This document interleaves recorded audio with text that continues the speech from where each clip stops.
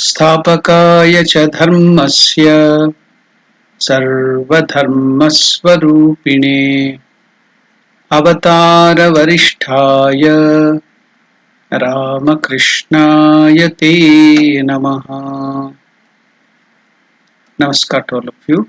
Welcome to the study of Vivekachudamani, the Crest-Jewel of Discrimination, written by the great Bhagavan Shankaracharya. Please note that the live chat has been enabled for this video.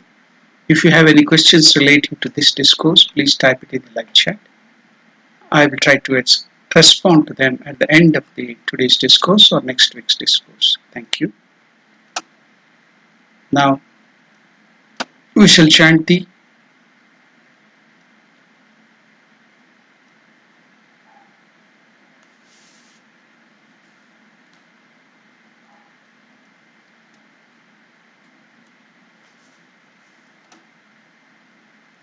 the 10th,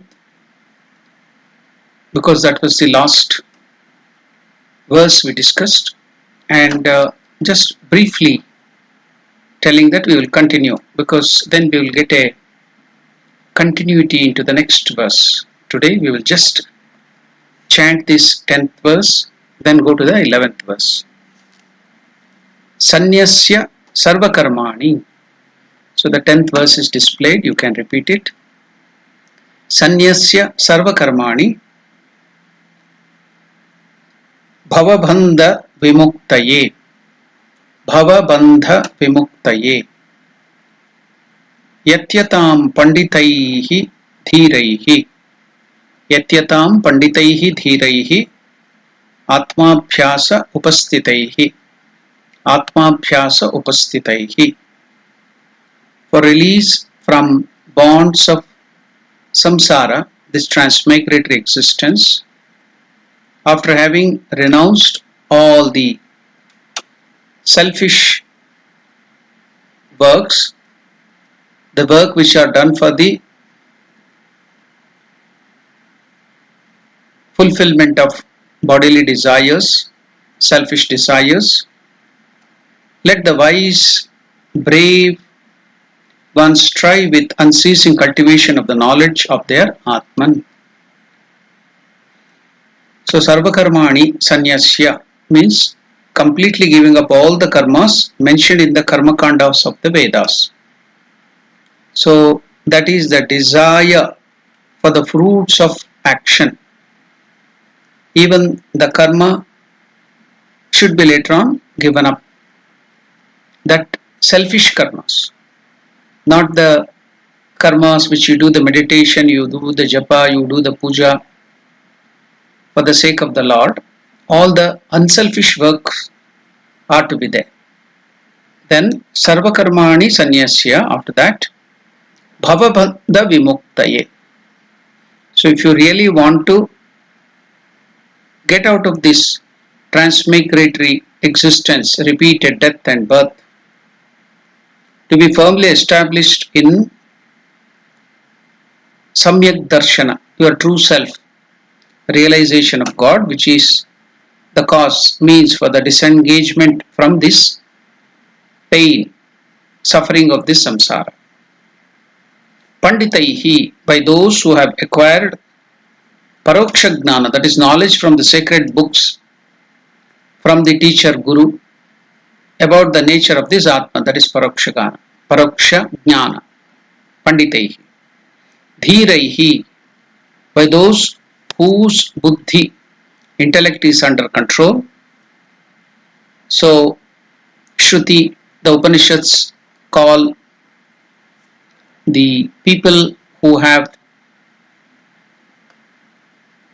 controlled their senses, the outgoing senses, for the enjoyment of the sense objects, and then turning their mind within and concentrating on the Lord.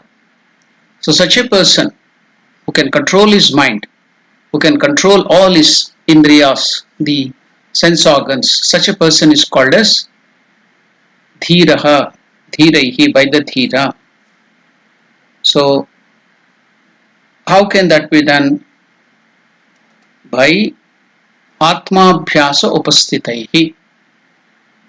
you should be doing the Atma Abhyasa. What is that Atma Abhyasa? So, by the first thing that the person should be Dhira, it implies that one must be endowed with mind control, and other version Danta, Shanta, that is Shanta. Then Danta means the sense control, Uparati, detachment, Titiksha, so enduring of opposite without extraneous aids, and Shraddha, faith. All these qualities to be cultivated. Such a person is called Dhira. So what is meant by Atma Abhyasa? Practice of mind control. Sri Vidyaranya, one of the Shankaracharyas, after the practice of mind control, our Vidyaranya Swamin, that is one of the greatest Acharyas or the Shankaracharyas in the tradition of the Sringeri Mutt, he tells in his Panchadashi, what are the things he has enumerated there in Panchadashi? Always thinking about God, Atman, speaking about Atman, conveying it to each other, being intent on it, only are said by the wise to be marks of Atmabhyasa, Brahmabhyasa, constantly thinking of it. Amriter, Asupter Paryantam, Nayet Vedanta Chintanam, should be always thinking of God, speaking of God, sharing the knowledge of God with others. So that is called Atmabhyasa, Shravana Manana Nitithyasana. So we had studied all these things in the last class. So we went into the details and the practical aspect of that verse. Today we will deal with the next verse, that is the 11th verse. Now we are going to chant the 11th verse. So if you have the script, you can note it. Otherwise, you can hear that 11th verse and chant it after me. So the 11th verse of the Vivekachudamani is Chittasya Shuddhaye Karma. Chittasya Shuddhaye Karma. Natu Vastupalabdhaye. Natu Vastupalabdhaye. Vastu Siddhi Vicharena. Vastu Siddhir Vicharena. Na kinchit karma koti bihi. Na kinchit karma koti bihi. Chittasya Shuddhaye Karma. Natu Vastupalabdhaye. Vastu Siddhir Vicharena. Na kinchit karma koti bihi. So this is the 11th verse. In the last verse, Bhagavan Shankaracharya is asking us to give up all the karmas which are for the gratification of the senses and enjoyment of these desires and to get the fruits of action. So that those are to be given up. Sanyasya sarva karmani. So why is it? Why should we give up? Because Chittasya Shuddhaye Karma. What is karma? Why do we use that karma? So in the first part of the Vedas, it is told that you have to fulfill all your desires. So you can do yaga, yagna, havan, puja and other things for fulfillment of the desires in the righteous manner, dharma. Instead of going to the unrighteous way, Vedas have given you exceptions. So you can go and fulfill your desires.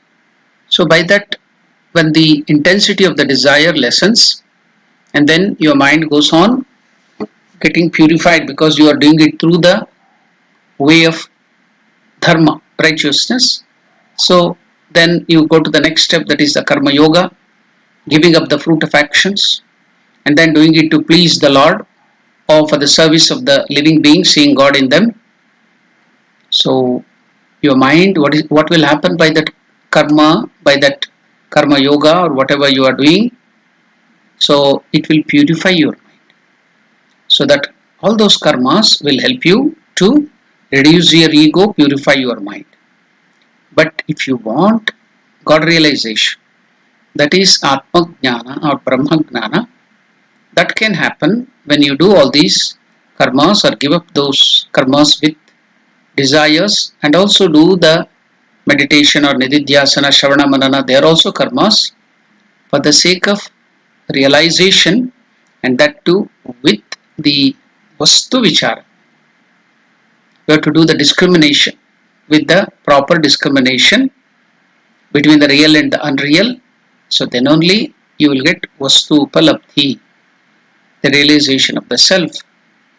So even if you do Karma Kotibhihi, if you go on performing so many actions for so many years, maybe millions and billions of action work, without the proper attitude, without the proper clarity in view, without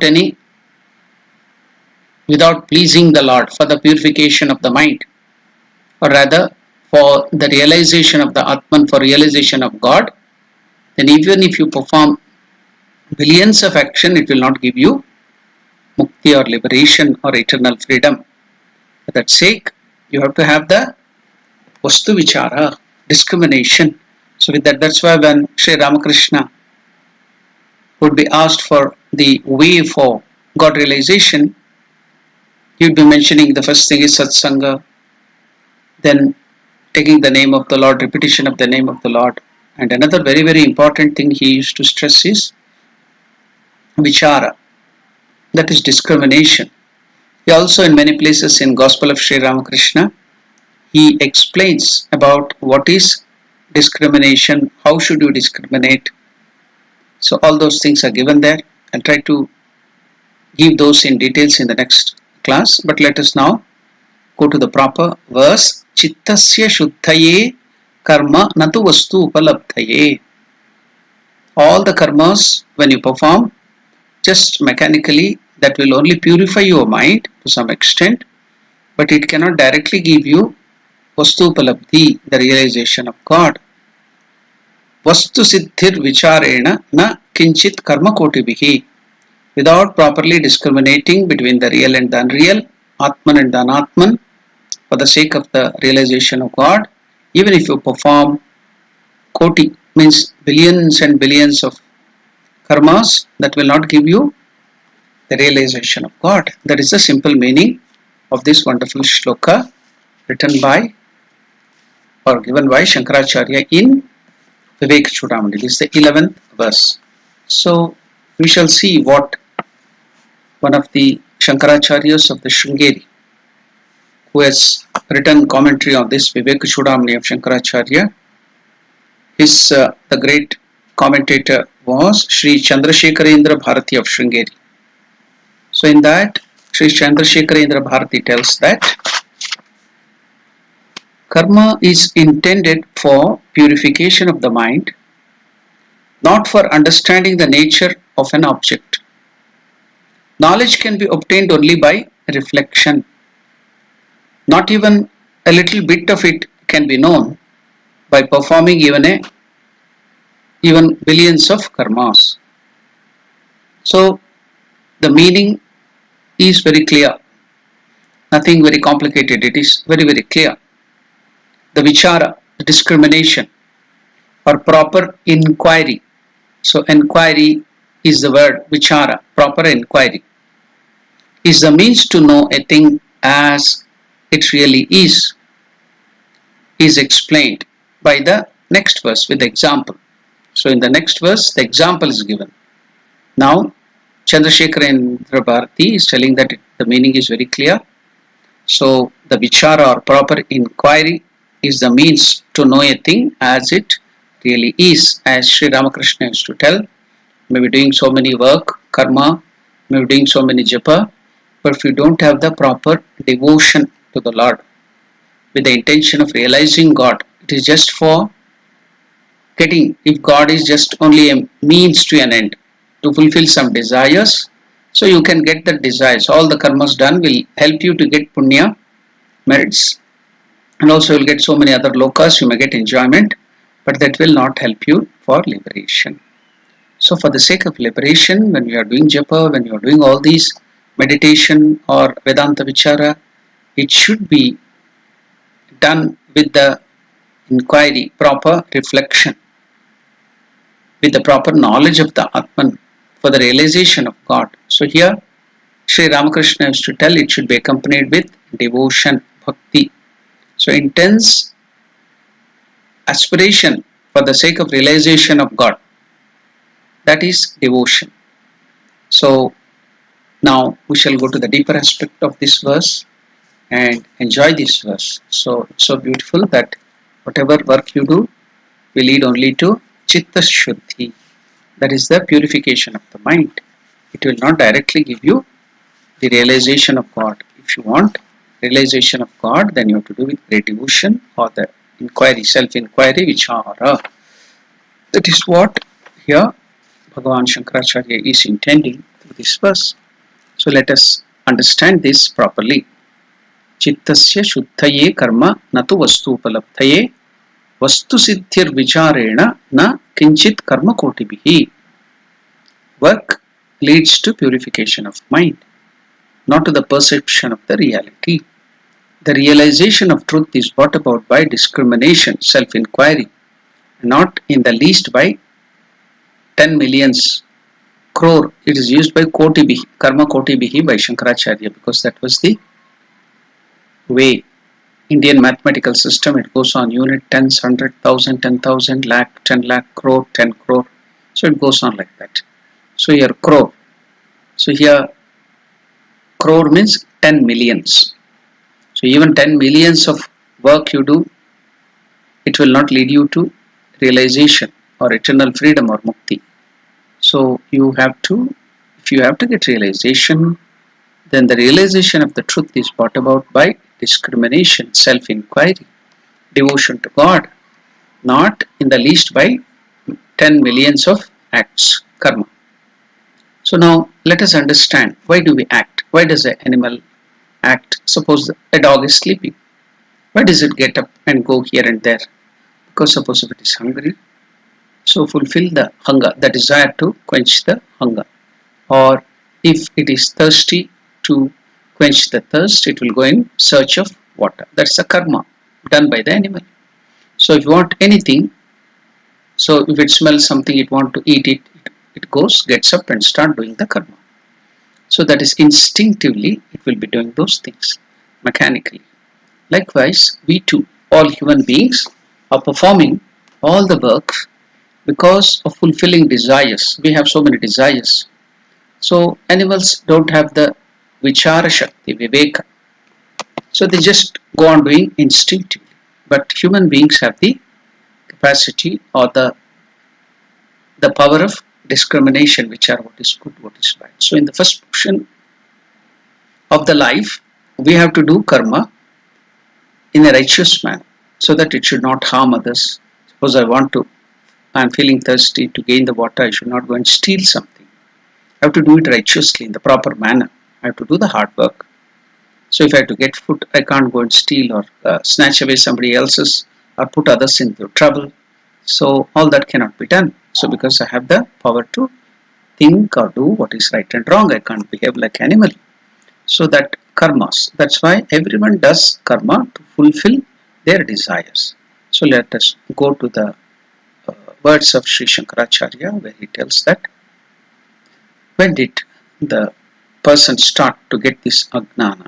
Sorry, when did he get the first desire or papa or punya?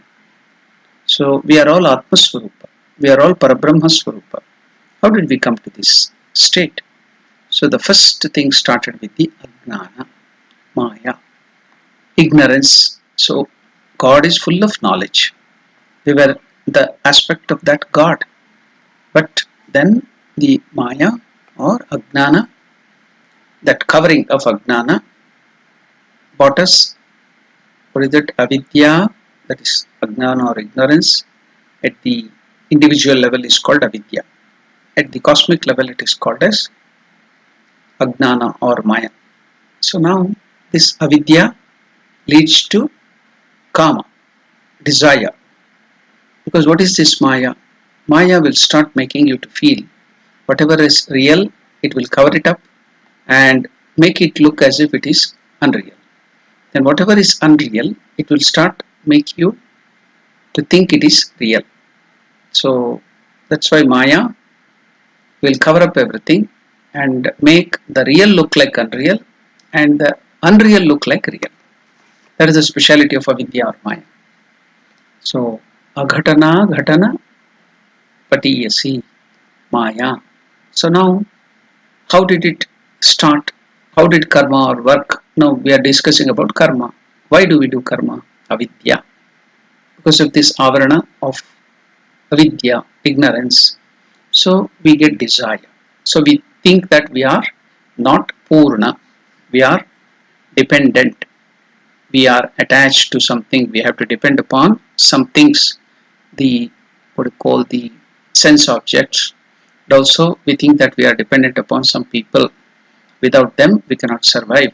Even though we are Purna Swarupa, we are complete. We don't need anybody or anything. We are complete in ourselves, Purnaha. So we have that infinite security within us, infinite joy, bliss, infinite existence, infinite knowledge. Everything is there within us.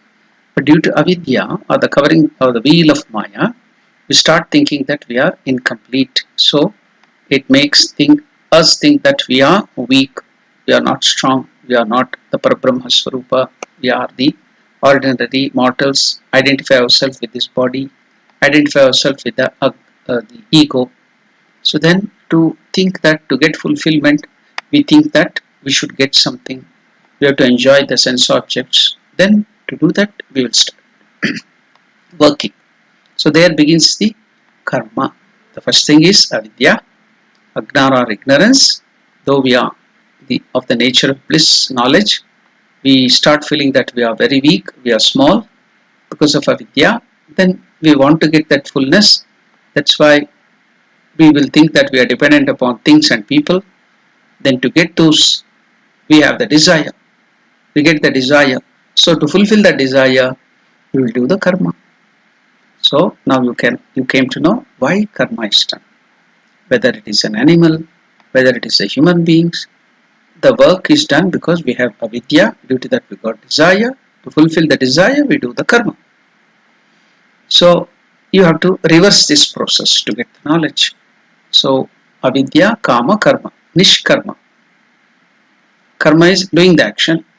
Nishkarma is naishkarmya siddhi. You may be knowing the term naishkarmya siddhi. Giving up the action. So how can you give up the action? You can't just sit quiet and give up all the action. So why do we do that? With what intention we do the karma? For desires. So instead of doing karma for desire or selfish way, if you start working for the sake of others, seeing Atman, for the sake of pleasing God, with the Bhagavad Arpita Buddhi, then that karma itself becomes naishkarmya.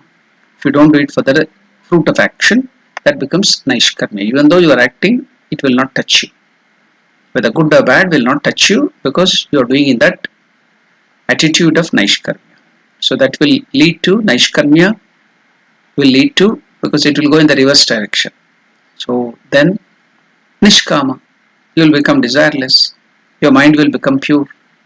Then from nishkama or desirelessness, avidya will go away. You will get jnana. So by jnana, you get liberation. That is the reverse process. So that's what here Shakaracharya is telling in this chittasya shuddhaye karma. By doing the karma, without this thing aspiring for the fruit of action, you get the purification of the mind. By the purification of the mind, the wheel of ignorance, lessons and lessons, you are not getting something new. The knowledge is already there. The wheel is being reduced. Then finally, by the Vastu Vichara, inquiry, you can break all that thin layer of ignorance and reach your real nature. Identification with the Atman or Paramatman, you become one with that. So that is the process. So when you do the karma, all the karmas without desire, it will give you purification of the mind. If you do the karma with the desire, it will increase your avidya more. The wheel will become thicker and thicker. So if you do without desires, for the sake of pleasing the Lord, for the sake of helping others, seeing Atman, Paramatman or Lord Shiva, Shiva Jnane, Jiva Seva, Madhava Jnane, Manava Seva, if you do that, then you get the purification of the mind. The veil of ignorance becomes thinner, ego becomes thinner, then you are fit for getting that knowledge of the Lord. Then by the grace of the Lord, you will get the knowledge. So that is told in the reverse way. So it's some sort of reverse engineering.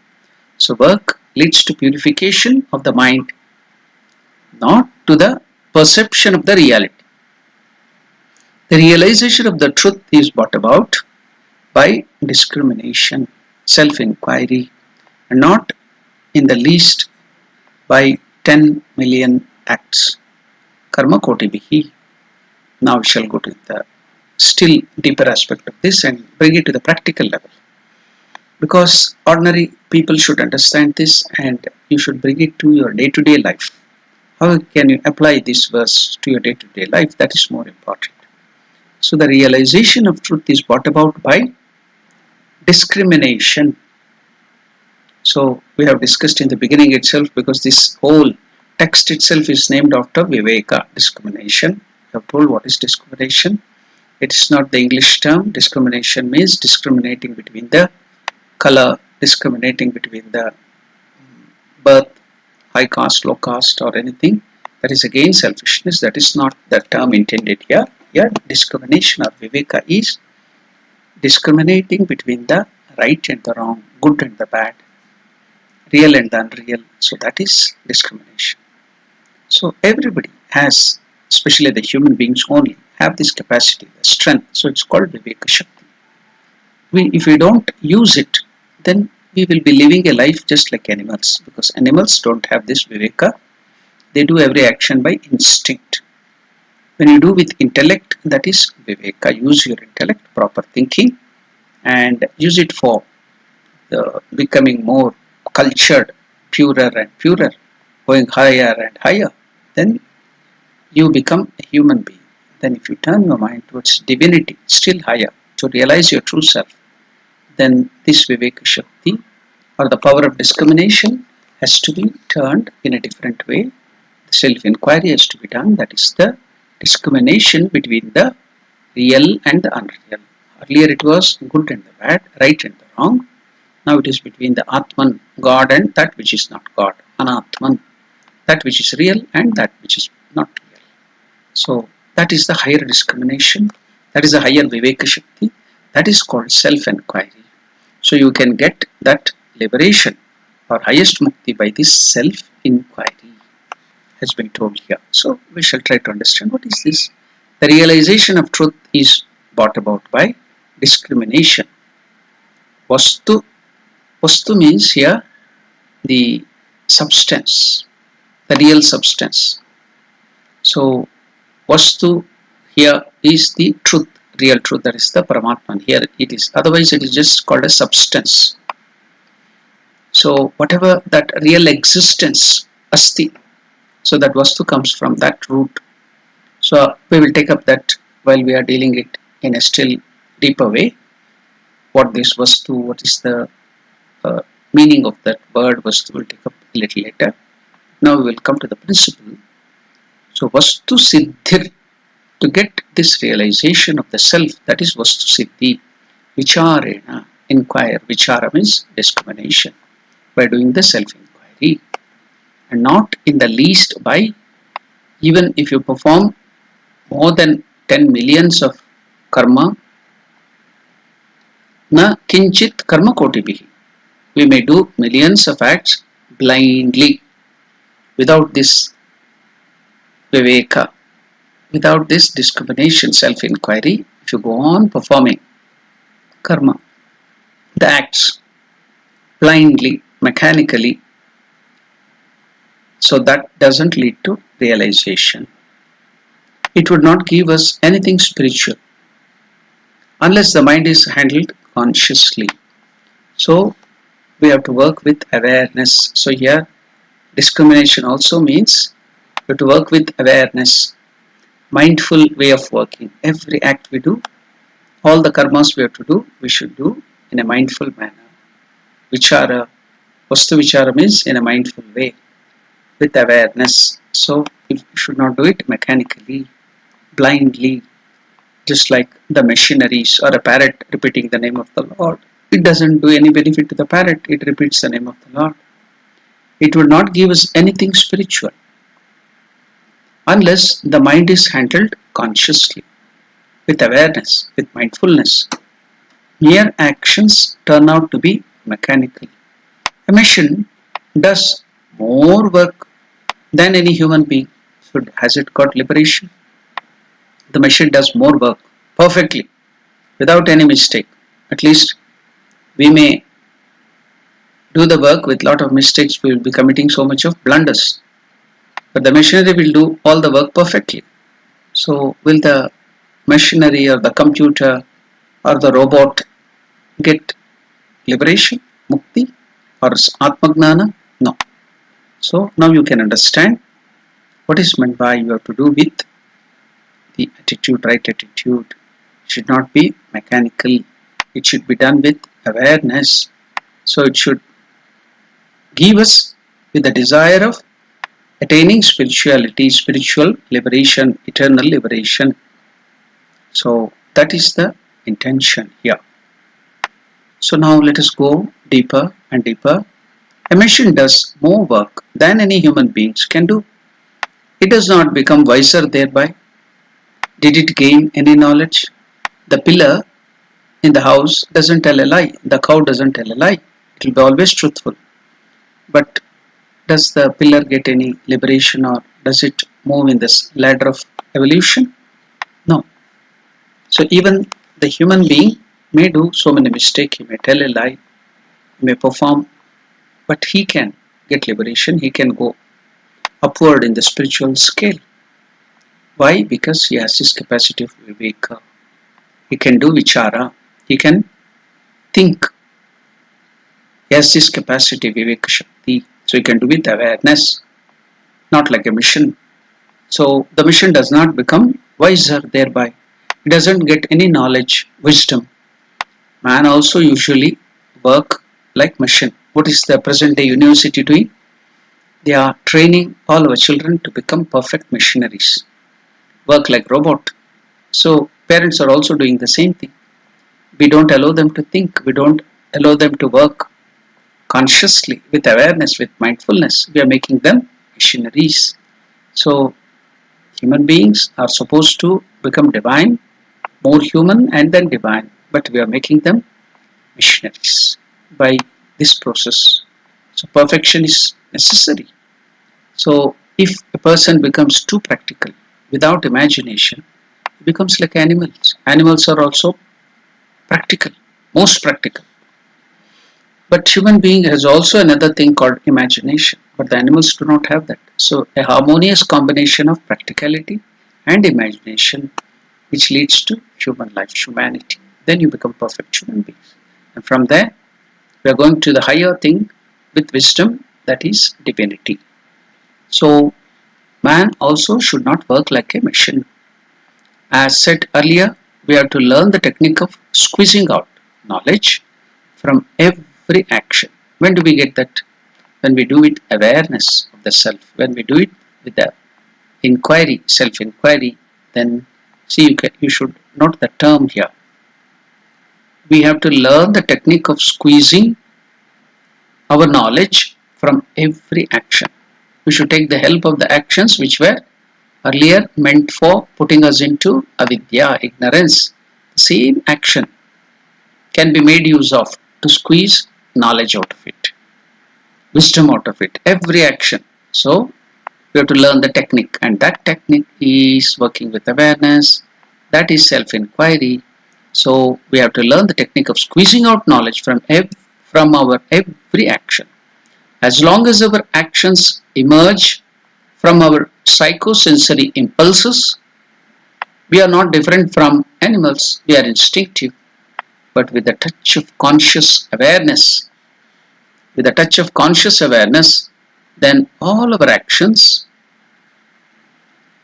begin to bring about a transformation within us. So purity of mind, that is the intention of purity of mind. That will reduce selfishness, that will reduce our ego, that will reduce the wheel, the thick wheel of ignorance. This is something wonderful. It makes us purer and purer. This is what Shankaracharya says here in this verse. Chittasya shuddhaye natu vastu upalabdhaye. So it makes us purer and purer. So such work leads to purification of the mind. Chittasya shuddhaye karma. It's for the purity of the mind that work is prescribed. It does not lead to the perception of the reality. To vastu upalabdhaye. So work will help us to become more purer and purer, and then by that it will increase our awareness.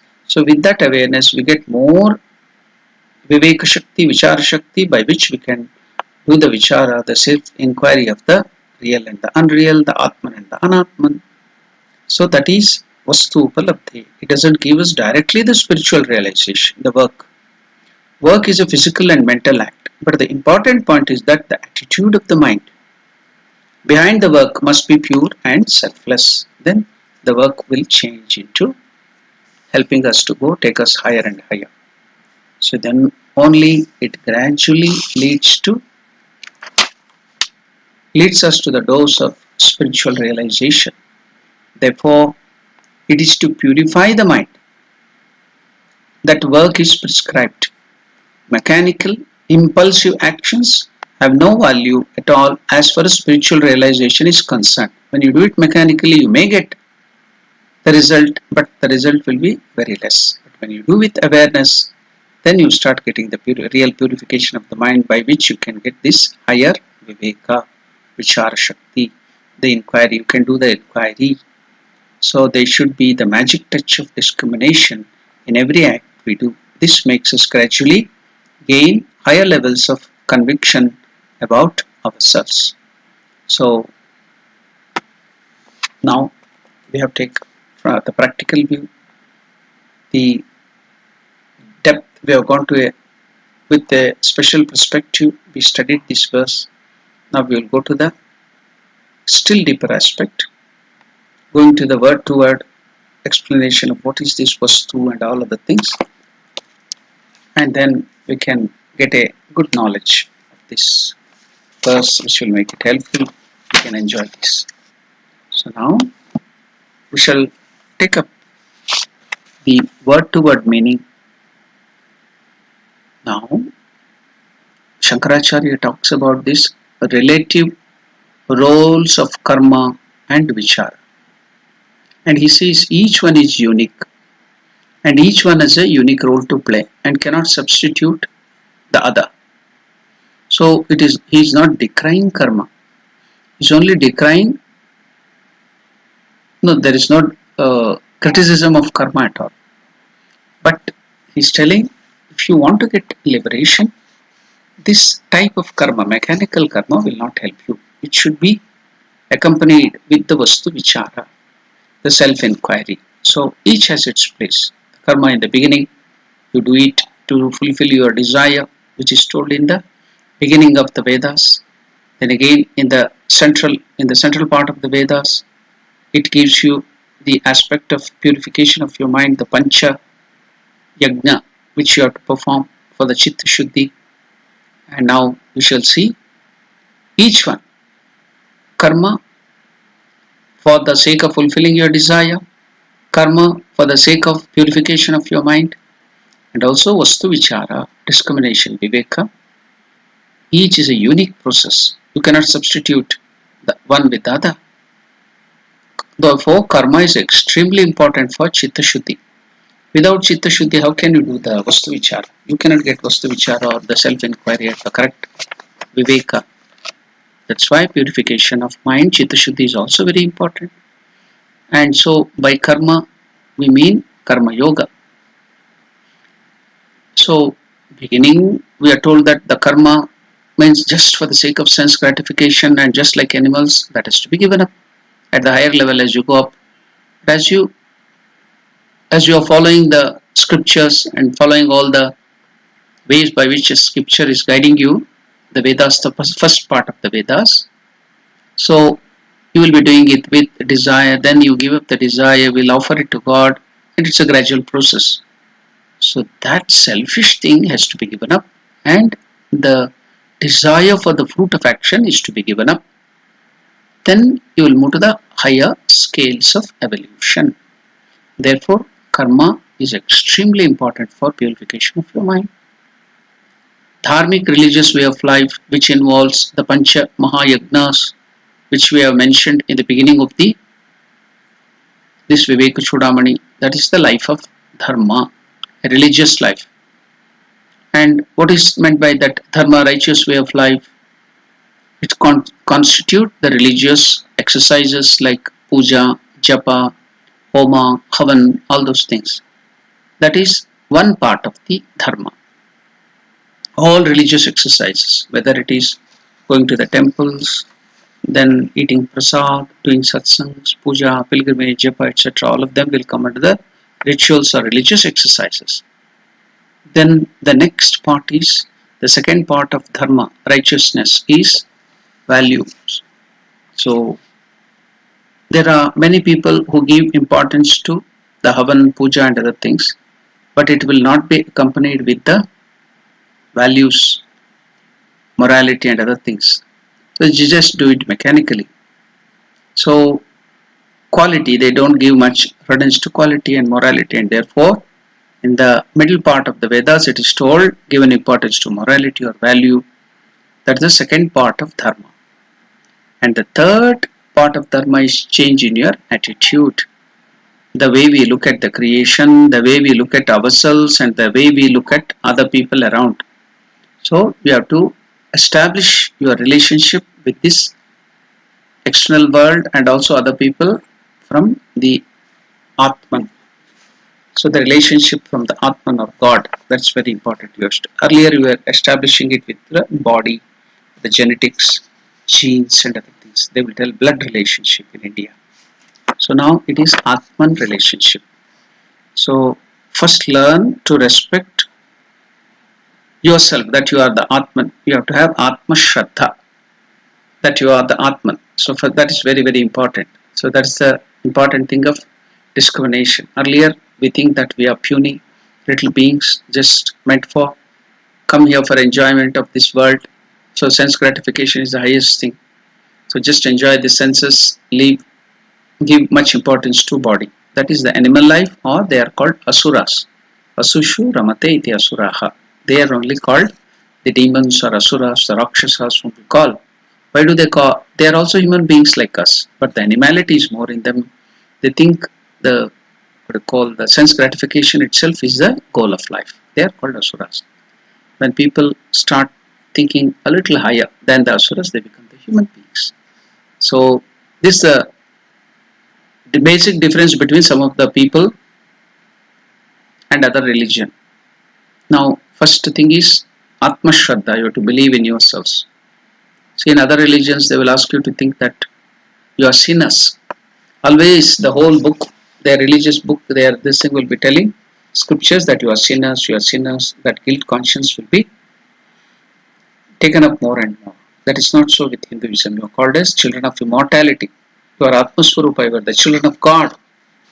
So there in other religions you can see that again and again they are harping on sin and guilt and complexes, that you are useless, which is being reinforced again by your family members and other people around you.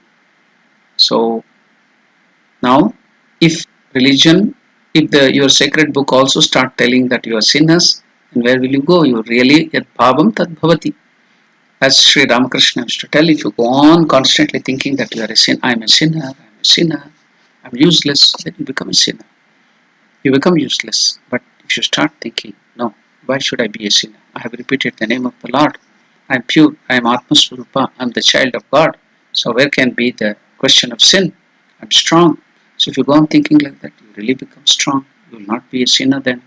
You become the child of God. You will identify with the Atman. So that is very, very important here. So therefore, learn to develop that Atma Shraddha. It's not ego. It's not overconfidence. It is self-confidence. So it is not becoming egoistic. So how are you becoming great yourself? Why you are thinking that you are great? You have that Atma Shraddha. It's not overconfidence. You are not identifying with the worldly things. It's not arrogance. It's not pride. Because if you identify yourself with the wrong things, then it is pride and arrogance. But if you start identifying, you feel superior because you think I am a devotee of God. As Sri Ramakrishna used to tell, it is called Paka Ami. there is Kacha Ami. Kacha means unripened ego.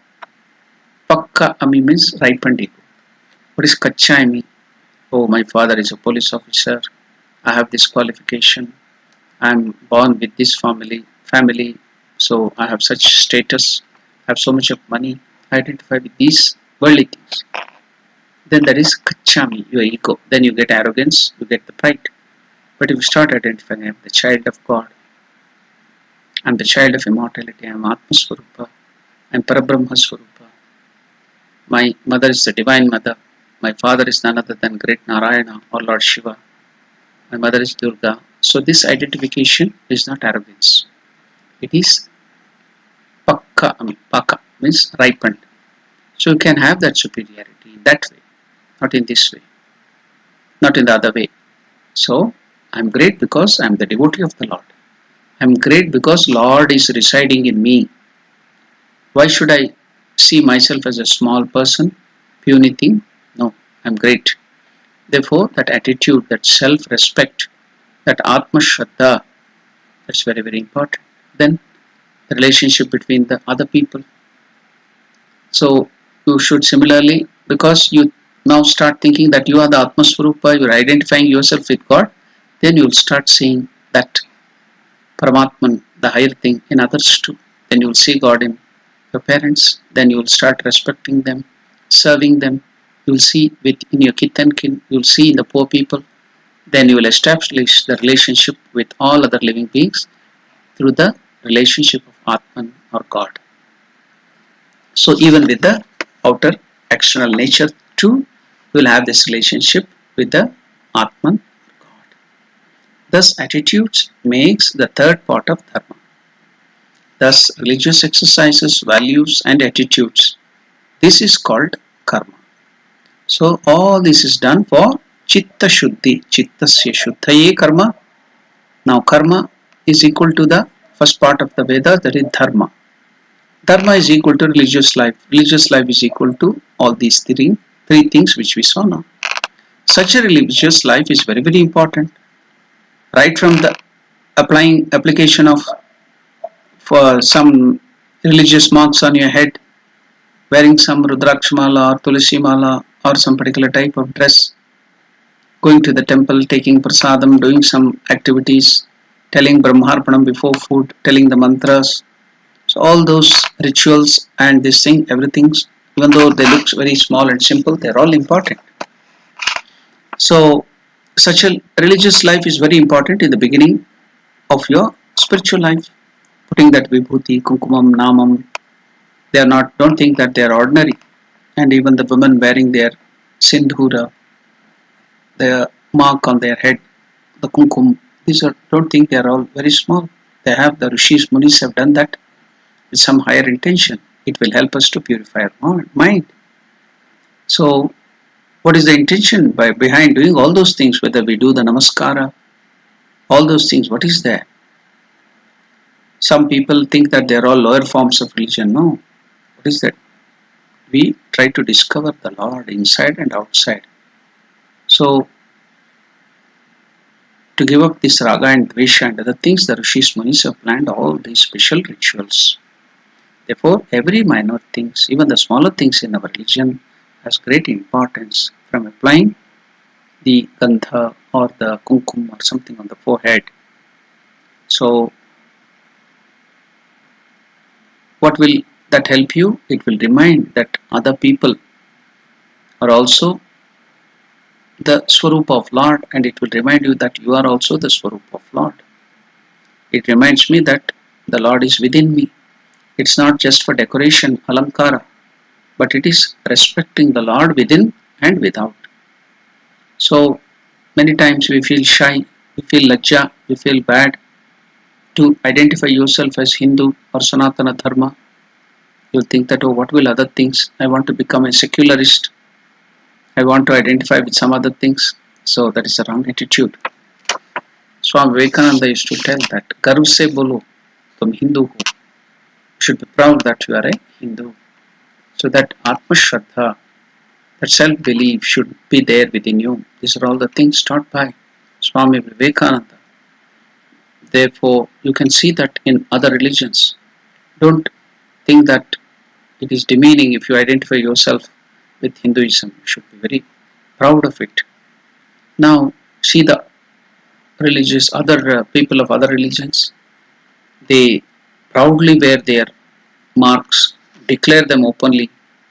Why should we Hindus feel bad about it? If you are traveling, you can see some of the people, they will open up their uh, mat and other things, sit for their prayer, even in the aeroplanes, even in the trains. They don't feel shy. They are proud of their religion, they will wear their religious marks.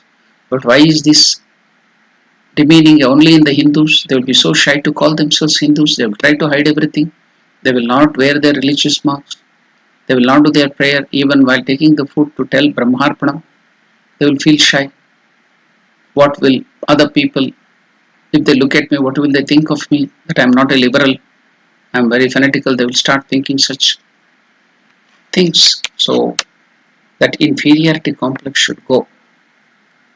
So then we will start compensating by the things by telling that we have gone beyond all rituals and external practices. No, that is not the way. All the things what is given in the beginning of the Vedas, they are to purify our mind. Gradually it will lift from that lower level of animality to the higher things. They have some intention behind it.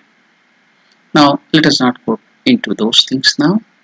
So karma in life is for chitta shuddhi, for the purification of the mind. Natu vastupalaptaye. Religious life can never give religious life in the sense here the karmas. Don't get confused. We need religion, everything. It cannot directly give you Atmagnan or liberation. It will give you the purification. Then from there you have to do this self-inquiry. That will lead the discrimination. Higher discrimination will lead us to Atmagnana. There also you need the grace of the God. So religious life can give us religious life in the sense this karmas of the religion gives us chitta shuddhi, purification of the mind.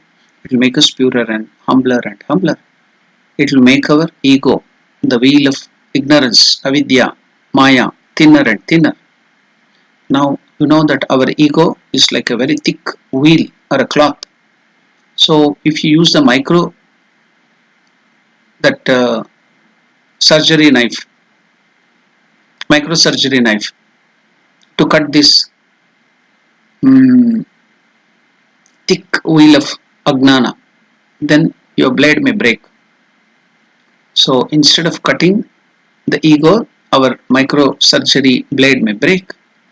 Therefore, all these karmas, all these things in the religious practices, all the karmas we do first in the beginning to fulfill our desire given in the scriptures, and after that nishkama karma and other things, the karmas we do as purification to God, the japa, havan, everything, it will thin this ego, this wheel, thick ego will be thinned gradually. It may be thin and thin.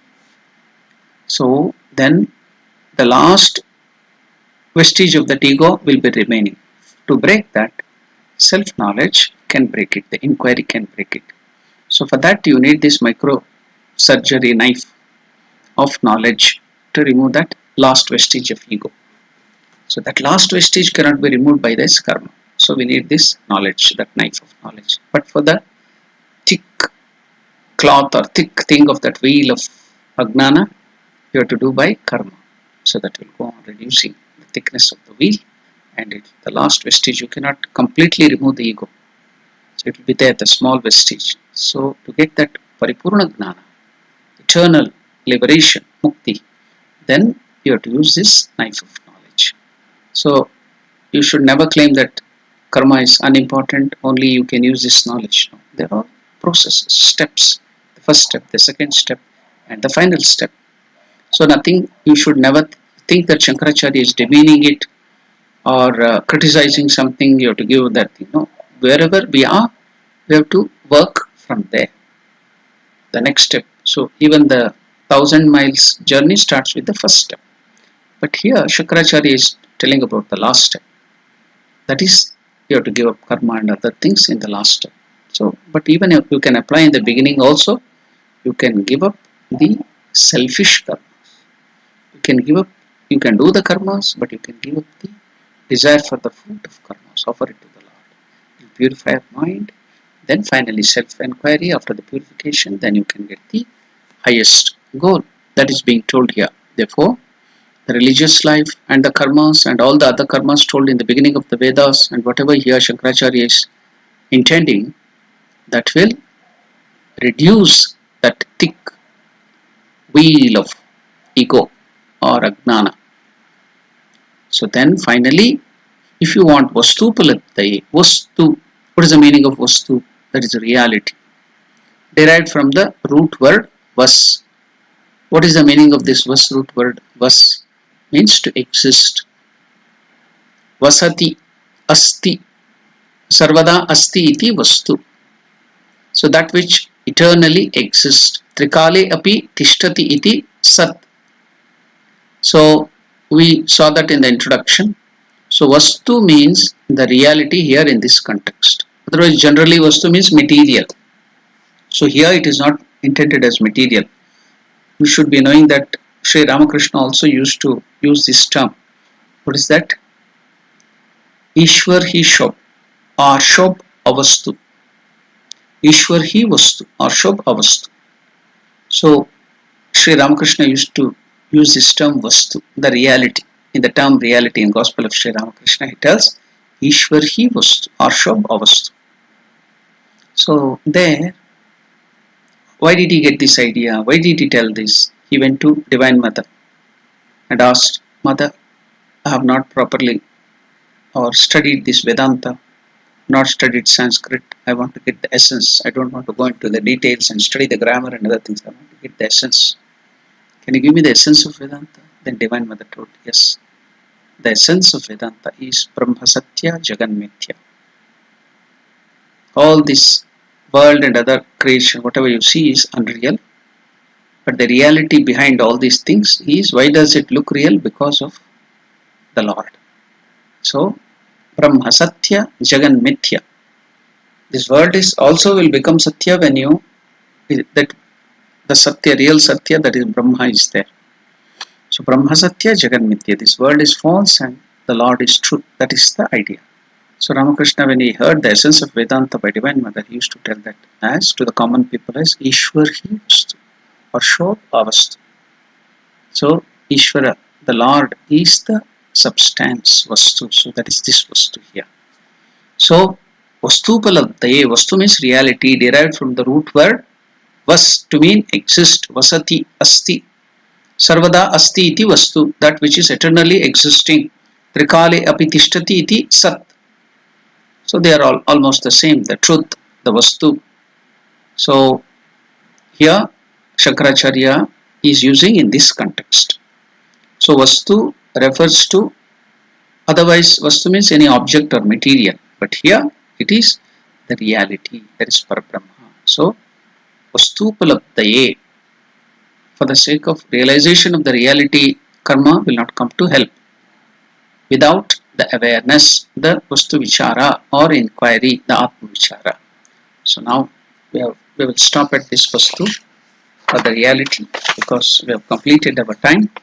We'll take up the same discussion and we will discuss this same verse, the 11th verse, in our next class too. So now we will give our time for question and answer. If we have any questions about this particular verse, the 11th verse, we shall have a look at it. Jiva Seva leads to bliss for the person helping. Does this not strengthen the ego? No, it cannot strengthen the ego. It reduces. Just now I discussed it. So Jiva Seva will make your mind purer. Purity means it will reduce your avidya or ajnana by doing the seva, because you are doing the Jiva Seva, seeing God in them. So the same Lord who is existing with us, in us, we are seeing the same Lord in every living being. So with that knowledge, we are serving the Jiva. So Jiva Seva, that doesn't lead us to Ajnana or ego. It will not strengthen the ego. It will reduce the ego. So then the other question is, all action is offered to God. Why is discrimination of Sat and Asat needed? So now, how can you offer all the actions to God without the discrimination of what is real and unreal. If you do not know what is real and unreal, how can you offer the what is God according to you? God is the real. That is Sat. God is reality. If you to offer all the result to the reality, means you should know what is real and unreal. How can you discriminate without knowing what is real and unreal? So that is God. That is Sat. Sat referred here is Vastu or Sat means God. So if you by doing all the actions and offering the result, earlier we were doing the actions for my selfish end. Now I am doing the work for the sake of the God. That purifies my mind. Then I get the perfect discrimination. Then I need only God and God alone. I don't want anything else. So that leads to realization of God. So when a novice practices Karma Yoga, it's important to have Ishtadevata. Yes, all the time in the beginning we have Ishtadevata only. Even end also it's the same Ishtadevata will lead you to that Atma or Paramatma Gnana. The same Ishtadevata, with the help of the Ishtadevata earlier who was there as Ishtadevata as an object in front of you will later on show you that he is the same Atman within you and in within every this thing. The same Ishtadevata will transform himself and show you that he is the reality, the Paramatman, the Parabrahman all around you. So in the beginning when we are having that impure mind, we need the help in the outside help. So we need this personal God, then the same God will help you to understand that everywhere he is the same Parabrahman who is there. Why the great avatars will also cry at the death of others? No, they are not crying at the death of others. As I told you in the beginning, when Sri Ramakrishna Paramahamsa saw that, then when his own the near relative Akshay Kumar died, he was laughing, seeing that it is just like the Atman is going out of the body, just like the sword is taken out of the scabbard. He could see that he was in joy at that time. Afterwards, he started crying. So then he also gives the answer, telling that Divine Mother wanted to know what the common man feels the pain, what is attachment. So if you do not understand the pain of the ordinary people, then the Avatara Purusha will not be in a position to understand their pain and miseries and then give the solution. So Divine Mother wanted that Ramakrishna also should know what is pain. So she gave that experience, that's all. So they are crying here for that sake. So Divine Mother gave that pain and attachment in that way. Just like Holy Mother wanted to stay in this world, otherwise earlier when Ramakrishna went away, she had the highest knowledge, she would have given up the body and gone. But Ramakrishna showed Radhu and showed she is Yogamaya, attaching yourself to that, stay in the world and do all the activities. So to do if they give up all the attachment, then they will not live here at all. They have to go away to their higher lokas. Then how will they stay with us, show us the ideal and other things to go to the next step? So they will have little attachment, just like the gold, pure gold, you cannot make ornaments. You have to add little alloys, some other materials, baser material. Then only that ornaments will have the shape of the ornaments. Otherwise, pure gold, if you make ornaments, it will get melted even to the sunlight. So they will superimpose that attachment and that all that crying and other things on themselves. All those things, avatar purushas, so that they will stay in this world. Otherwise, they can't stay in this world. If they are perfect and completely without any of this thing, they can't stay in this world. So they have to give up their body. So that is the reason Divine Mother, to show them what is the difficulty of the common man, common this thing, they should understand that. So she gave that little pain and make them understand, and so that they will be in a better position to understand this thing and solve that. Yeah. Any other this thing? Why the great avatar suffers from sadness? Aborting their sins. Why the God avatars suffer for the sins of others by absorbing their sins, instead by giving some discrimination and willpower, so they can prevent others committing bad actions. Yes, suppose if they don't absorb the sins, even if you give the right discrimination, the power of the sin will be pulling them backwards. The knowledge is already there. It is the knowledge and discrimination is not to be given newly. It is already there in you. You are Atma Swarupa. Now why are you not seeing that is because of the sins and the other avidya which is within you. So the work of the avatara is to remove that sins. So you cannot just remove and put it here and there. So he will suffer, neutralized by his punyas and the sadhanas he has done, take it upon himself so that other people can go forward. The weight of the sins will not allow them to move forward. So the Lord will take away that sin so that we can easily move towards the spiritual goal, because it's already there. The Atman is already there. The Atmagnana is ours. That is our birthright. But that's covered by Agnana, the Papa, the sins. So the Lord will take it upon himself so that we can easily move towards it. Then notice the other question. Is it possible this program at 8:30 or 9 p.m. because I want to watch by the program? Namaskaram. This program will be because we have to match the timings of almost from Europe, from South Africa, from Australia, from America, from India. So we have kept this time. But this gets recorded and it will be there in the YouTube, our YouTube channel. So many people come afterwards because who cannot watch this, they come at other times, and anytime it will be there 24/7 in the YouTube channel. They can watch it afterwards because this timings has been done so that it will match everybody. Then what is the other things? Yeah, no other questions. Yeah, then we can end our session with the prayer. Om Purnamadah Purnamidam Purnat Purnamudachyate Purnasya Purnamadaya Purnamevavashishyate. Om Shanti Shanti Shanti. Harihi Om Tat Sat. Shri Ramakrishna Arpanamastu.